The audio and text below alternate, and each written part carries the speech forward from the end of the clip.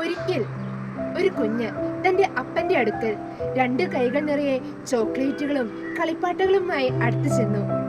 അവന്റെ ആഗ്രഹം അപ്പൻ എന്നെ ഒന്ന് എടുക്കണമെന്നായിരുന്നു. ഇത് മനസ്സിലാക്കി അപ്പൻ അവനോട് പറഞ്ഞു, നിന്റെ കയ്യിലെ എല്ലാ സാധനങ്ങളും ഉപേക്ഷിച്ച ഞാൻ നിന്നെ എടുക്കാം. ആദ്യം കുറച്ച് വിഷമം തോന്നിയെങ്കിലും അവൻ കയ്യിലുള്ള സാധനങ്ങളെല്ലാം താഴെ വെച്ച് അപ്പന്റെ നേരെ കൈ ഉയർത്തി. അപ്പൻ അവനെ സ്നേഹത്തോടെ വാരിയെടുത്തു. അവന് എന്തെന്നില്ലാത്ത സന്തോഷമായിരുന്നു. ഇതുപോലെ വിശുദ്ധ ഫ്രാൻസിസ് തനിക്കുള്ളതും തനിക്ക് ലഭിക്കാനിരിക്കുന്നതും സ്വന്തങ്ങളും ബന്ധങ്ങളും തന്റെ ഉടുതുണി വരെ ഉപേക്ഷിച്ച് സ്വർഗീയ പിതാവിനെ തന്റെ അപ്പനായി സ്വീകരിച്ചു. ഫ്രാൻസിസിന്റെ ജീവിതം തെളിയിക്കുന്നത് ദൈവത്തിനായി നഷ്ടപ്പെടുത്തുന്നത് ഒരിക്കലും യഥാർത്ഥ നഷ്ടമല്ല.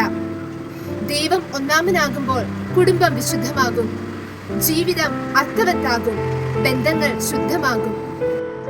നമുക്കും പ്രാർത്ഥിക്കാം. കർത്താവേ, എന്റെ ജീവിതത്തിൽ നീ ഒന്നാമനാകട്ടെ. നിന്റെ ഇഷ്ടത്തിന് വിട്ടുകൊടുക്കുവാൻ എന്നെ ശക്തിപ്പെടുത്തണമേ. ആമേൻ.